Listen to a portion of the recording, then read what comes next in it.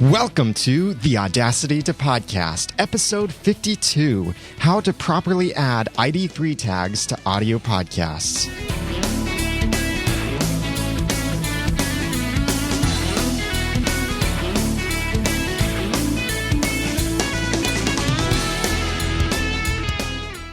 Welcome back to another episode of the Audacity to Podcast. I'm your host, Daniel J. Lewis. This is the podcast where I talk about podcasting and about Audacity. More specifically, this is where I give you the guts and I teach you the tools to podcast with passion, organization, and dialogue. I'm so glad you could join me for this because we are going to get a little technical, but not too technical.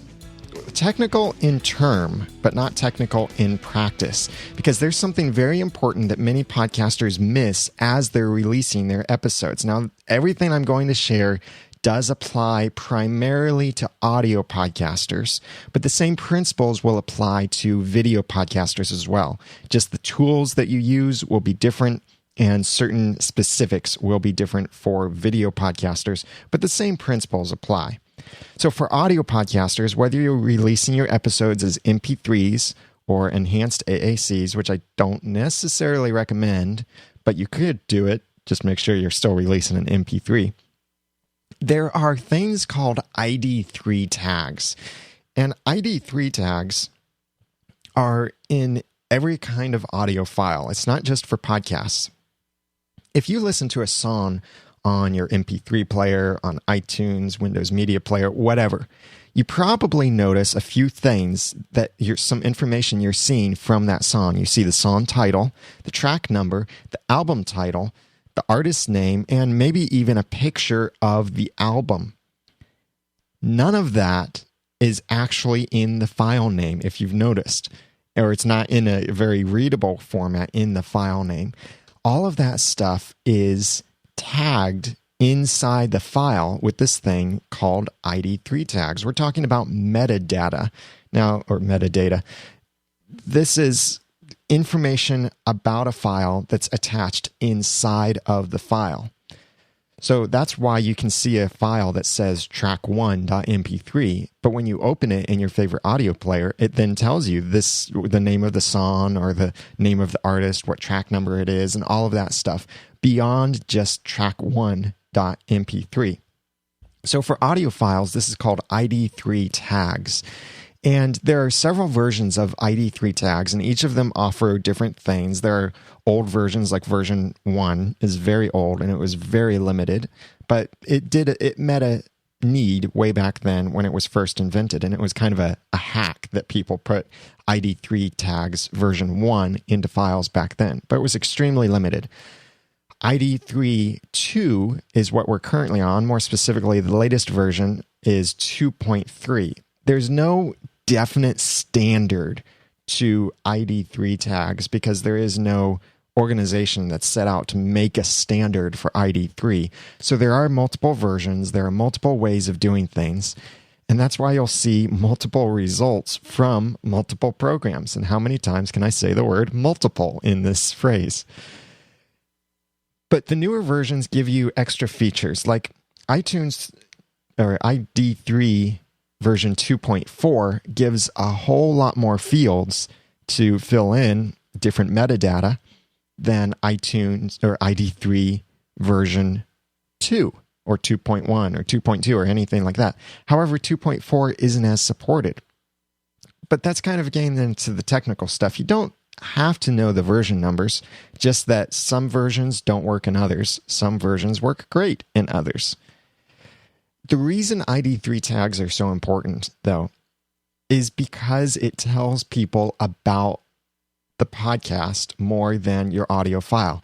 You might title your audio file something like episode 5, blah, blah, blah, blah, blah, and you put your title in the episode. Well, that can tell them, that can tell them what episode it's about or what episode number it is, what the episode is about, but it's not very readable and it just doesn't look nice. The reason ID3 tags are important is this is how you can tell people the name of your episode, the chronological order of your episode. This is very important right there. If you just release a lot of episodes and you don't have them properly tagged, then someone who downloads them later, depending on what software or player they're using, even an iPod will get this wrong. If you don't have the right tags in there, then it may play your episodes completely out of order, especially depending on the way you title each episode. So the chronological order of your episode, the podcast it belongs to, is this the ramen noodle? Is this the Audacity to podcast? I'm talking about when they're just playing the file. Can they tell what podcast it belongs to? What the episode is about, some kind of summary or something, or the podcast cover art. They see all of this when it's in your ID3 tags. And by the way, if you need podcast cover art, go to podcastcoverart.com and hire me to design it for you. My rates will be increasing at the end of 2011. So just in time for the world ending next year, my rates will go up a little bit. But check it out, podcastcoverart.com. Anyway, we now return you back to your regularly scheduled podcast. Some of these fields are auto-generated by iTunes. It will go looking at your RSS feed, and it will pick certain information from there and use that to populate fields in your ID3 tags so that people who are listening to your podcast and downloaded it through iTunes will get some of this information automatically entered. However, don't rely on all of your people listening in iTunes or listening on an iPod. They might listen through a variety of other means. And if your ID3 tags aren't in there, then their other players might not be as intelligent as iTunes is, and they might not get all of that information. You can't get by with laziness here. You have to do this extra step, but it is so quick and so simple of an extra step to enter this information. I'll come back to the issue of iTunes automatically pulling this stuff from your RSS feed in a moment. But let's talk about how you tag your ID3 information. And this applies to, again, either MP3s or AACs or a whole bunch of audio formats. You might think you would be just fine using Windows Explorer or Windows Media Player or iTunes to tag your files. Or you could use something like free and open that works on anywhere, like VideoLan Client or VLC player. And you can do some stuff in there, yes. But the problem is those programs don't do it very well, or they're using different versions of ID3 tags or different specifications. So, for example, if you add your podcast cover art through iTunes, then people who listen to your podcast through Windows Media Player, as of, I can't remember which version this was last tested on, but if they check it on Windows Media Player, they won't see your cover art. Or vice versa. Maybe if you add it through Windows Media Player, people in iTunes won't see your cover art for that episode. I'm not talking about for your listing in the iTunes directory, because this is the additional place where you need to tag all of your files with your podcast cover art. So if you use one program or the other, it might not work in the other program. And that's because these different programs are using different versions. For example, iTunes uses ID3 version 2.2. Windows likes ID3 version 2.3 better. In iTunes, you can tell it to convert your tags to ID3 version 2.3, 2.2, 2.4, whatever. But that's a few extra clicks, and it doesn't guarantee success, and you can't set that as the default. By default, iTunes will always tag files with ID3 version 2.2. If you want to check out what version your tags are using in iTunes, and it works similarly in other programs too, is click on the file in your media player and then get information on that file. So in iTunes on OS X, this would be pressing Command-I. In iTunes on Windows, this would be pressing Alt-Enter. In other programs, it might be something different, or it very likely could be very similar keystrokes there. For Linux people, I don't know, command line. You guys probably know how to do it. So you're using different versions with different programs, but you need something that works for everything. That's why I recommend using a different program other than iTunes or Windows Media Player or these regular programs you already have on your computer for tagging your files. And I would recommend using version 2.3 if you want to try out any of these things on a different program other than what I mentioned. So for Windows, there are 3 different programs I would recommend. The first one is free. It's called MP3 Tag. You can get that at mp3tag.de/en. And the en is just to make it the English version. And the links for all of these, by the way, will be in the show notes at theaudacitytopodcast.com/52.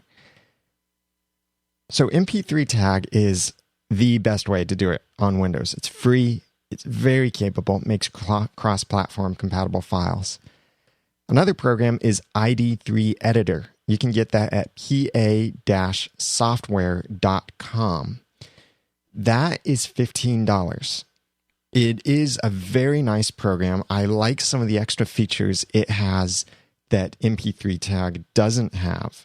For a while, I was running, even when I switched to my Mac, I was running MP3 Tag either through Parallels, which installs Windows on my Macintosh computer in a way that I can run it without rebooting my computer, or I would run MP3 Tag through a program called Crossover, which would let me install some Windows programs without having to install Windows.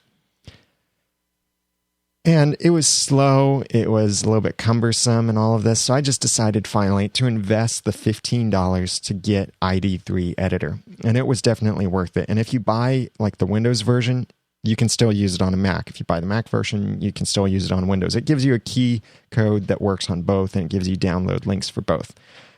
The third program I would recommend is EasyTag. This is also free, but it's not as intuitive as the other programs are, but you could still look at it. It is at easytag.sourceforge.net. And the links for these, again, will be in the show notes at theaudacitytopodcast.com/52. You could, for OS X, I recommend the same software, one of the same programs for Windows is ID3 Editor for OS X. This is really the best and premier option for OS X. Unfortunately, there isn't a good free option for OS X.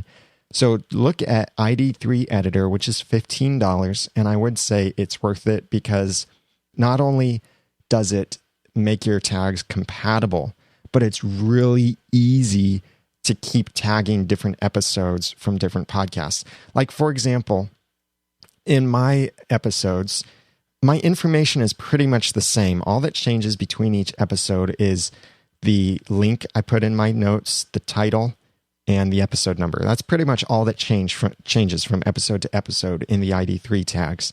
So in ID3 Editor for either Windows or OS X, I can copy or load the tag data from one MP3 file and paste it into another one. So I don't have to repaste everything. And it has little drop-down windows and all of this stuff. And it's really handy. It's got a great interface. It's very simple to use. And I do definitely recommend it. ID3 Editor if you're on OS X. If you are on Linux, there are 2 programs that I recommend. And the first program is very much like MP3 Tag, but this is for Linux. And it is called Puddle Tag.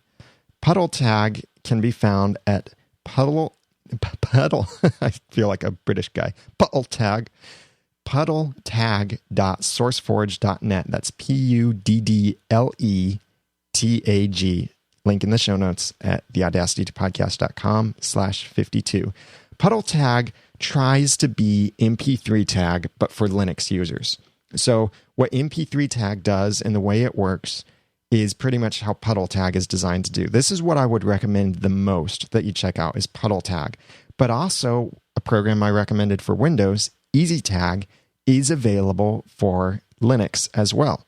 So check out these programs for whatever platform you're on, Windows, OS X, or Linux, and let me know what you think of them, especially the Linux ones. I haven't used those too much, and the Linux ones came from... I don't have it on my list who gave it to me, but someone had given me those links as recommendations for the tagging software for Linux. So check those out. The link's in the show notes at theaudacitytopodcast.com/52. TAP052 and let me know what you think of those. And that came from a person named Kurbuntu. I can't remember if that was on Twitter. No, it was an email, but thank you, Kurbuntu, for that. And he recommended these and another program, which he didn't get to test yet, but thank you for those suggestions. Now, you've got your program, whatever program it is, to edit your ID3 files, or ID3 tags. What information do you need to enter in those tags? The titles of these may vary, and a couple of the following fields I'll share with you are not there in certain programs, or they may be there, but thankfully those ones that may or may not be there aren't as important. I'll point them out as we go along. But you will see when you open up a file and start adding ID3 tags, you will see a lot of tags. Keep in mind, most of them will be exactly the same between your episodes, and there really aren't that many that you need to add. First, add the track number. This is your episode number as the track number. This then helps sort your episodes chronologically, because especially if you do not title your episodes with the episode number near the beginning, like you see that I title my episodes TAP051, TAP052, that's for a lot of purposes. But if I didn't do that and I only had the title of my episodes, and if I did not have the track number associated with my file through the ID3 tags, my iPod would not play the episodes in order. It would play them alphabetically. iTunes is smart enough to see the publication date, or published date. So it would play it according to the published date. But MP3 players, iTunes or iPods, Zunes, whatever, would not see that information. So they would play it out of order and most likely would revert to an alphabetical order. So if your file, though, is named, like mine are, TAP051, TAP052, then it might work okay there, but don't depend on that. Make it easy for yourself. Make it easier for your listeners by adding in a track number and make that your episode number. If you have multiple podcasts under the same feed, this gets a little tricky. But you're probably not releasing a lot of episodes with similar numbers at the same time, or the way it works, just timed out, it tends to work out okay if you're releasing multiple episodes under the same show. Like for a while, and I did not like this that we did this, but for a while under areyoujustwatching.com, we had our initial reactions episodes to movies were released and numbered separately from our regular episodes, which is where we would get an in-depth review with a DVD. So we would have Are You Just Watching episode 5 or episode 15, and we'd have Initial Reactions episode 11, maybe released on the same week. And I did not like having the two feeds like that. I thought it messed up our numbering. It wasn't easy to immediately see, episode 25. That means we have 25 episodes. No, it's more like right now it's like episode 25 plus our Initial Reactions episodes means we now have 30-something episodes instead. So I don't recommend doing that. Have separate feeds, separate podcasts if you need to. But if you combine them, then still number your tracks according to the episode number. Don't make it just some weird, arbitrary, consecutive number, but number according to your episode number. The title, you'll see this in every program. This would be your episode title. So this could be the exact same title that you use in your WordPress post for your show notes.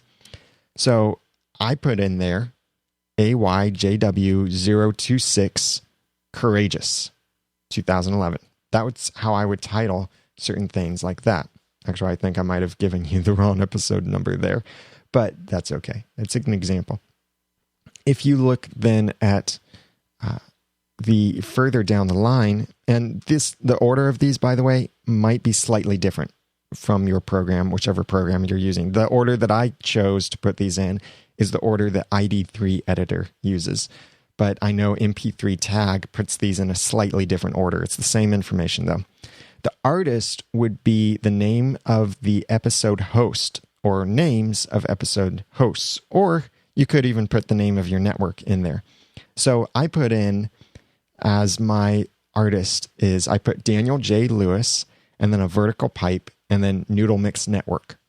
I could just put in there Noodle Mix Network, or I could just put in there Daniel J. Lewis. That's up to you what you want to display as the artist title. But this would generally be you or the name of your network.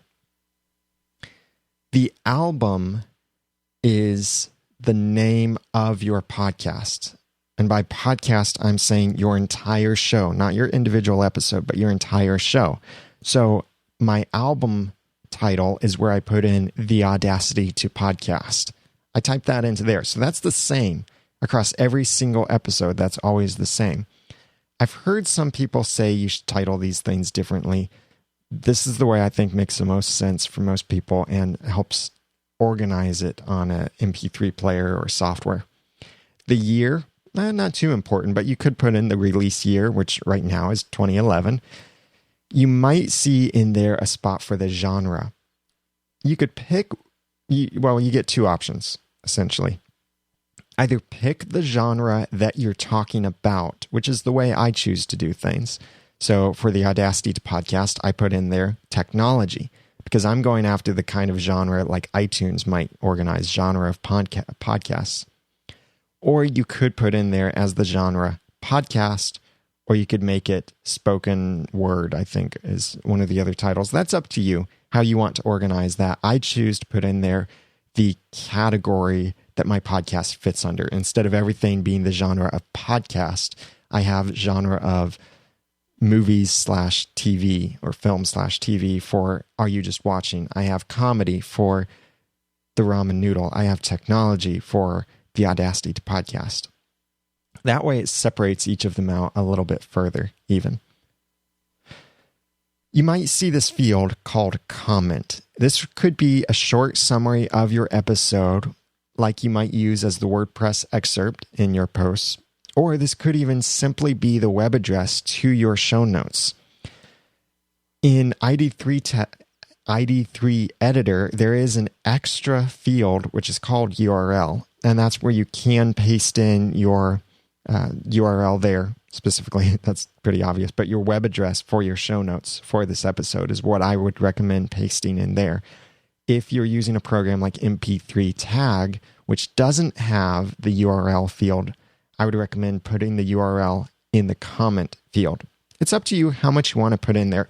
What I do with the comment field is I copy that excerpt from the WordPress show notes, paste that into the comment, add a new line, and then enter the URL for the podcast so that it contains a little summary and then it contains the actual URL, both inside the comment, just in case someone has a reader that can display a lot of text in here. And it's a larger field, so you'd be okay inserting stuff in there. Or you could just put in there the URL for these specific show notes. The copyright is an important thing to put in, but it's not required, and MP3 editor does not, or MP3 tag does not show this field. This could be your copyright information. The way that you should enter this, by the way, is use the copyright symbol, a space, the year of release, a space, and then your name. Don't do it any other order than that. That's the correct legal order of things. So I would write in there, copyright 2011, D. Joseph Design. Don't use the word by or anything like that, or don't flip around the order of those things. That's the way it's supposed to be legally. Not all of the tagging programs have this option, but if it's there, use it and it helps you out.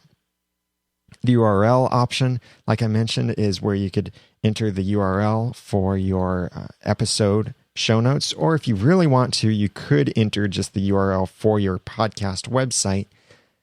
But I don't recommend that because it's not as friendly as entering something as specific as your URL for the show notes. And then finally, you'll have something that will say either cover or picture or album art or something like that. It's where you put a picture for the episode. And in ID3 editor, this is a button that you click that says picture, and then a little thing slides out from the side of your window, and that's where you can drag a picture onto it. Or in MP3 tag, you just see this big empty square space, and that's where you drag your image onto that little spot, and then it adds it to the image. Make sure that when you add these things, you save when you're done. Don't just assume it saves and click on a different file or close the window. You have to save it intentionally or update it. All of this information is in the ID3 version 2.3 specification.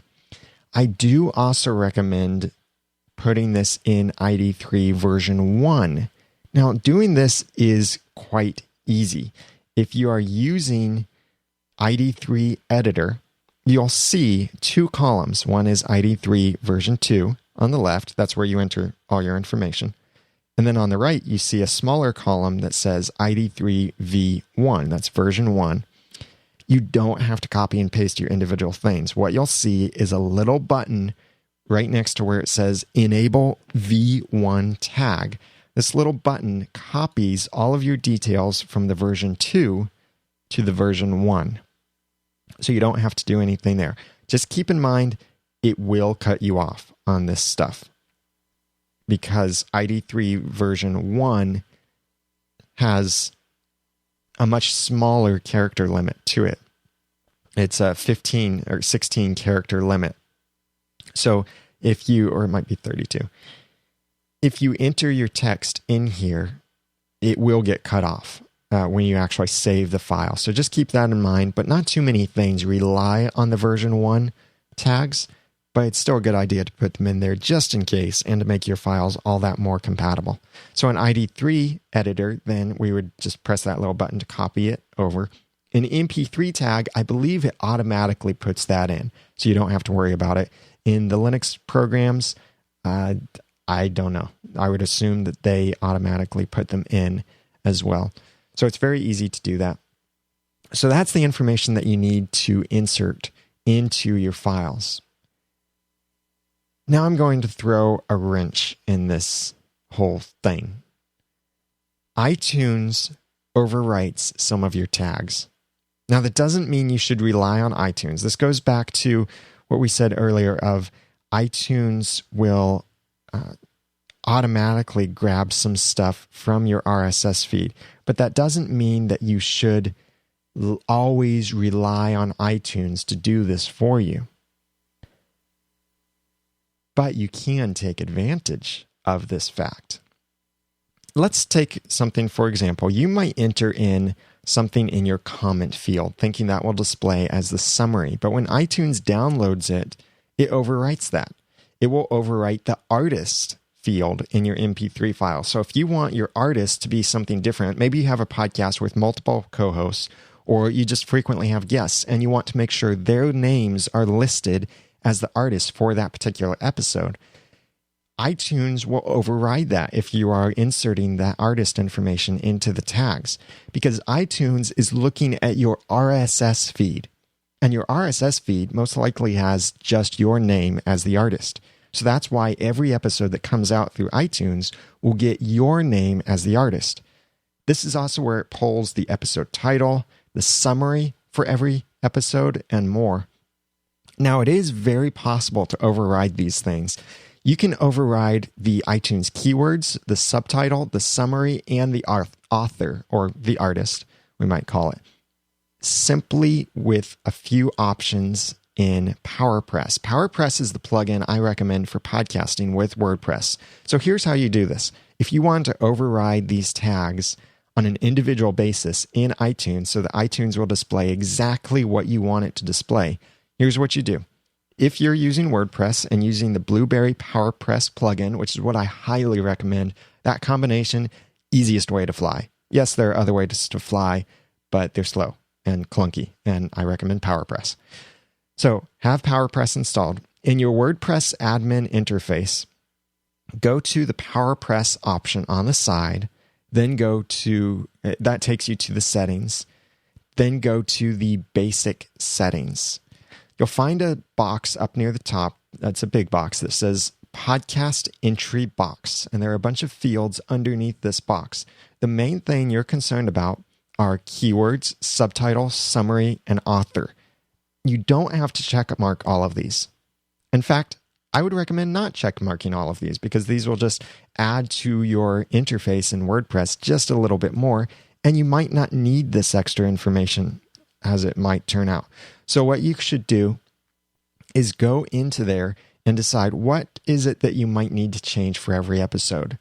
I recommend the summary.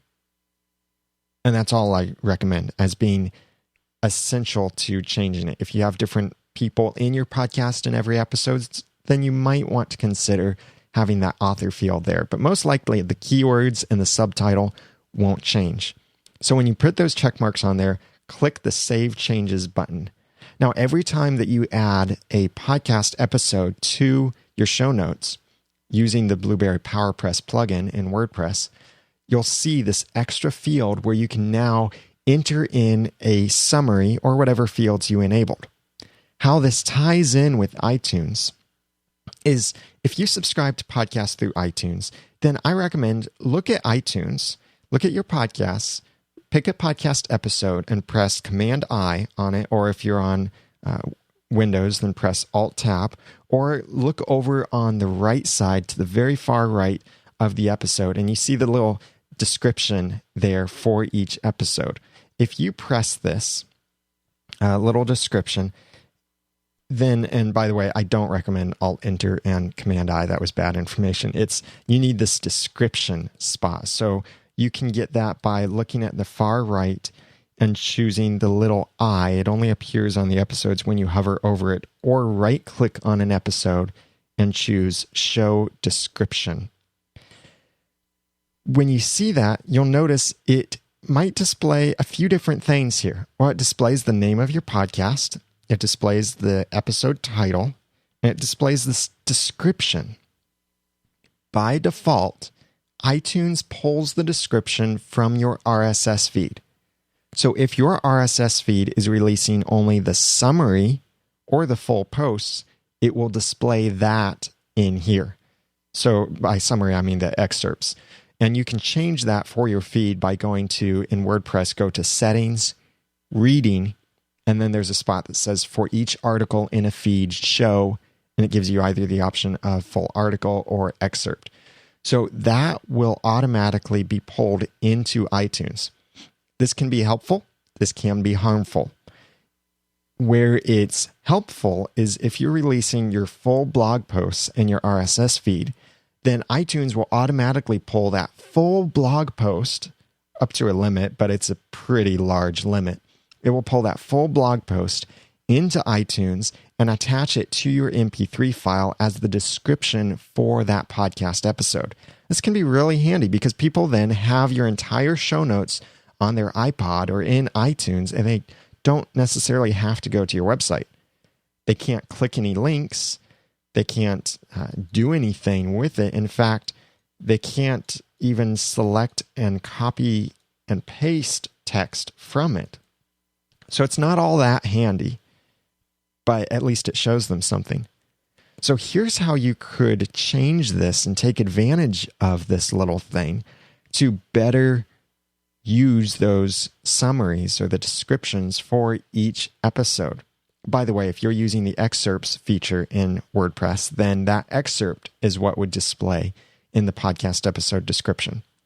So when you enable the summary field in PowerPress, then when you release your episode, as you're writing your post in WordPress, you see this new field in WordPress, which is the iTunes summary field. You can type in a custom list there. Here are a couple things that you could consider putting in there, or you could consider putting all three of these things in there. A bullet point list of topics. Maybe you write your show notes like I do, where it's headlines and a little paragraph. That's because I want my show notes to be accessible, readable, friendly, and yeah, I don't write a full blog post, but it's kind of a summary. I've talked about this before in episode 49 when I talked about how to make write effective show notes. So check that out at theaudacitytopodcast.com/49. But in the iTunes summary, that whole big page of information might be too much in here. In fact, it very likely could be too much. So put instead just a short bullet point list of the topics that you cover. Keep in mind, no formatting, no special characters, just regular text. So you could put that in there, bullet point list of your topics. You could also share the short or in some way memorable links to offsite content. Like if you say there was this great article on Mashable.com about such and such, you could put that in your summary for iTunes. So after your bullet point list, or after that particular bullet point, you have the URL, but make it either a shortened URL or make it something memorable. Like how I say theaudacitytopodcast.com/51. I use Pretty Link to make URLs like that and many other things, like noodle.mx/Amazon is my Amazon.com affiliate link. Instead of giving people the full Amazon URL, that's what I give them. So you could insert that into your show notes and make it easy for people because it's short, it's simple, or it's memorable. Also put in there your feedback information because you want to hear from your listeners, or I hope you want to hear from your listeners. So put your phone number, email address, contact information for the podcast in this area. Again, keep it very short. I would say however many bullet points you need for your topics that you cover, and a short sentence about how people can contact you, and that's it. Maybe some other kind of summary, but something very short, concise as you can be. Because here we're looking at something that's easy and quick to read on a little iPod screen, not something that is full SEO, search engine optimized, and all of this stuff. You want this to add extra value to the episode when it's downloaded and people are looking at it on their MP3 players. So when you enable that, it gives you the option then to override how iTunes will automatically pull that information. And that's using Blueberry PowerPress. I know you can do some of this with other plugins too. I just highly recommend PowerPress and using it for that. So that's how I recommend tagging your ID3 files for audio podcasting. Get the software, understand what fields you need to use, and start entering that information into your different fields into your particular ID3 editing software. And then consider overriding some things using the PowerPress features to override what iTunes gets from each of your episodes. And I started doing this just recently, the overriding of the information. I've been doing that just recently because I realized that it's only getting my excerpts. That doesn't really tell much, doesn't give much value. So this is the way that you can do it that gives more value in that for people that are listening or watching on their iPods or iTunes, iPhones, iPads, iWhatevers. So do you have anything to add to this? Any software tips that you recommend or things that you found in working with ID3 tags? I'd love to hear from you. Share your ideas, answer your questions, anything like that.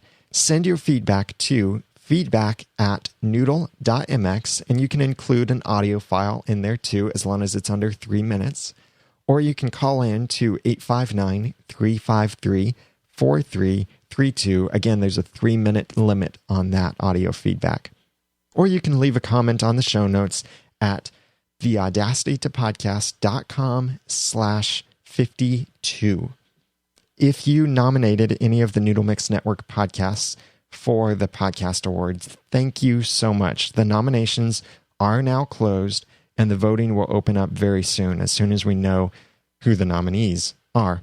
I think that this year we'll have a lot better chance of getting the Noodle Mix Network's podcasts in there because of some of the things that they require for the podcast awards.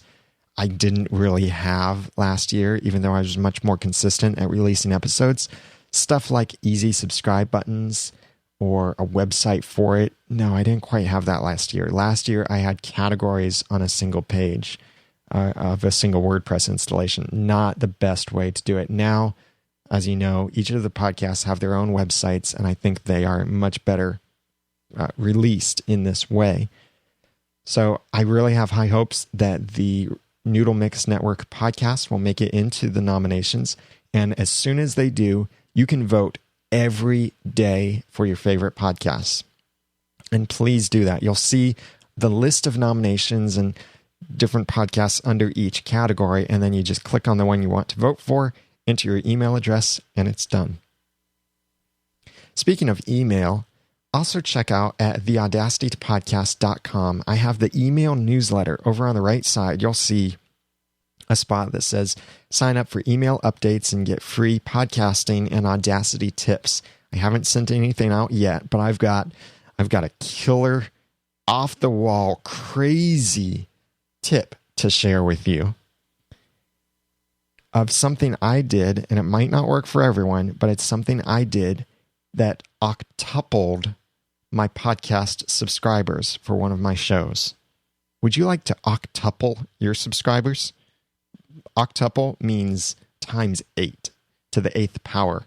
Yes, I now have 8 times as many more subscribers as I had before. I did this killer, crazy, off-the-wall thing for my other podcast. It might work for you too. So if you would like to check that out, I want to send this tip right now so badly because I want to share it. But I'm going to wait a few days more because I want others to get the chance to hear this tip. So if you want this tip, then go to theaudacitytopodcast.com and sign up for the email newsletter. I promise I will not spam you. I will not send more than one email per week unless it's like an emergency. I respect your privacy. I don't like receiving spam, and you have every option to remove yourself from that list. And I hope it will be something, though, valuable for you by joining that list as I share some podcasting and Audacity tips, just little things that I might not share in the episode. And any of the emails I send out, if you reply to it, it goes straight to me and I read it personally. So you don't have to worry about it going to some guy in India and he not caring what you have to say. It does go straight to me. I don't use that no reply kind of email address thing. It does go to me. So check that out at theaudacitytopodcast.com. And get ready to hear a crazy off-the-wall tip that could octuple or better your podcast subscribers. If you subscribe to the list after, we'll say after the first week of October, and you haven't received that email, then go ahead and just email feedback@noodle.mx, and I'll make sure that I get that to you because I don't want you to miss this crazy off-the-wall tip. And I might release it as a blog post at some point. Coming up is also PodCamp Cincinnati on October 22nd. I would love it if you could come to that. And I'll be there, of course, since I'm organizing it. And I'm very happy that my friend Cliff Ravenscraft from Podcast Answer Man is one of the sponsors of PodCamp Cincinnati. So that'll be awesome. He's presenting. I'll be presenting. A lot of other people. Check it out at podcampcincinnati.com. I'd also love to hear from you. Your feedback, your questions, your information, answers, anything like that. So, again, links, everything, send your feedback at theaudacitytopodcast.com/52. Email feedback@noodle.mx or call 859-353-4332. You can follow me on twitter.com/theramennoodle. And if you'd like some podcast cover art designed, please check out podcastcoverart.com. And if you need anything else designed, email me directly, and I'd love to help you with that. Daniel@djosephdesign.com. Now that I've given you some of the guts and taught you some of the tools, it's time for you to go podcast with passion, organization, and dialogue. I'm Daniel J. Lewis. Thank you so much for listening.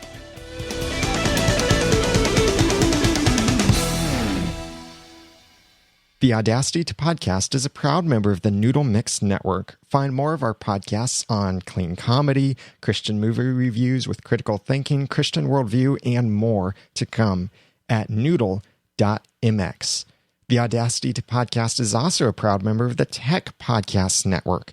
If it's tech, it's here, and here is a gigantic place. You could get lost with all of the tech podcasts that are there, and they're all really good. So check it out at techpodcasts.com.